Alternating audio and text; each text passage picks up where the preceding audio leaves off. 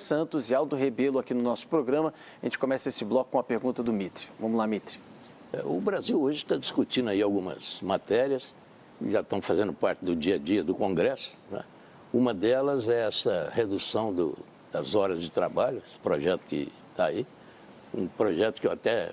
O primeiro projeto eu chamo de absurdo, que é o 4x3, você trabalha 4 dias e folga 3. Até que seria bom, mas é inteiramente fora da realidade. Mas o governo tem um outro que vai além disso e de maneira um pouco mais, digamos, amadurecida. A oposição tem sua posição também. Que é o 5x2, né? O 6x1 vai para o 5x2. 5x2, com possibilidade de negociar casos específicos, bem diferente do 4x3, que é inteiramente absurdo, né?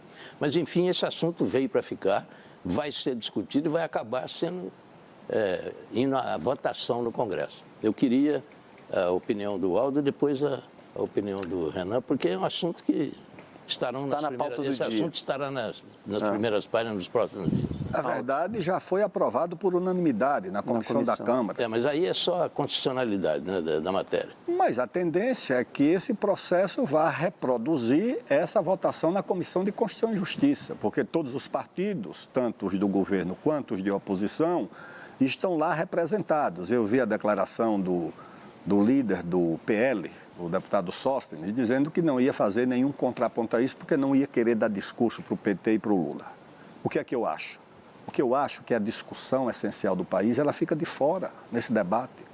Qual é a legislação que é seguida pelos dois países que mais crescem ou que têm as economias mais fortes do mundo? Nós devíamos olhar qual é a norma chinesa, qual é a norma norte-americana. Como é que a produtividade do trabalho se orienta por uma legislação que combine prerrogativas, direitos?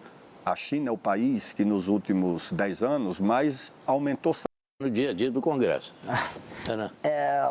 Uma economia gera emprego e gera renda para a população, principalmente para os mais jovens. Mas estará no dia a dia do Congresso.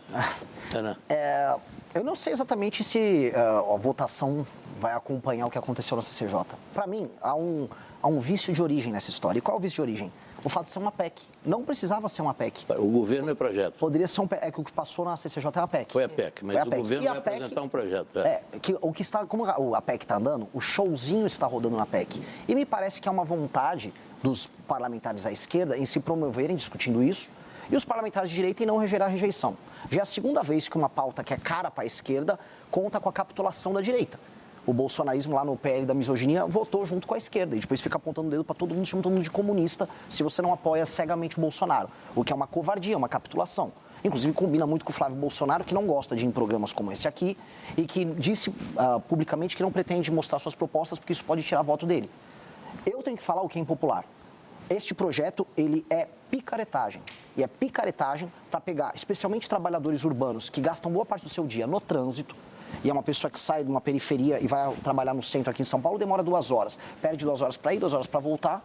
Quando você vê, ela perde mais de 20 horas uma semana só em trânsito. Perde tempo de ficar com a família, tempo de ficar com os amigos, tempo de se qualificar, tempo de fazer um curso, um treinamento. Essa pessoa, na prática, sofre isso. Aí eles pegaram essa dor e estão tentando voltar a ter um tipo de conexão com o trabalhador comum, conexão que eles perderam porque passaram os últimos anos só falando de sou trans ou não sou mulher ou não sou. Umas discussões bizantinas que não têm utilidade prática nenhuma para o trabalhador. E eles em pesquisa, o PT já encomendou pesquisa, viram que eles estão perdendo esse trabalhador. Então eles puxaram essa pauta simplesmente para poder voltar a crescer em termos eleitorais com essa população. Eu concordo com o Aldo no aspecto de que nós temos que acompanhar as legislações internacionais que estão funcionando, e não só dos Estados Unidos e da China. A gente está perdendo, nas cadeias globais de produção, espaço para o Vietnã, para a Índia, e a Índia está num acelerado processo de industrialização. E quando acompanha as leis trabalhistas em todos esses lugares, elas são muito mais flexíveis. O que eu preciso avisar para o trabalhador brasileiro é, você precisa de flexibilidade para fazer seus contratos e o seu trabalho, como acontece nessas outras nações, em que a renda do trabalhador aumenta e o trabalho formal aumenta. Aqui o trabalho formal diminui e a renda do trabalhador está apertada. E aí me soa, e é isso que eu vi em alguns estados do Nordeste, que parece que o governo quer mais que a pessoa caia na informalidade e depois receba uma bolsa ali e fique dependente do Estado. Eu não acredito nisso. Eu defendo o trabalho formal e regimes, do ponto de vista da relação trabalhador-empresa, regimes mais flexíveis. Contratar uma pessoa, demitir uma pessoa, não tem que ser esse drama todo, como não é nas nações desenvolvidas em desenvolvimento. Mas no Brasil é sempre esse drama. E aí sempre quando você tem um drama, aparece um populista no meio, tentando tirar voto em cima do sofrimento das pessoas. Não acredito, e diferente da direita bolsonarista, nós vamos nos opor publicamente ao projeto. Deixa eu colocar um outro assunto aqui na roda, que está todo dia no noticiário. Aliás, a gente brinca, né?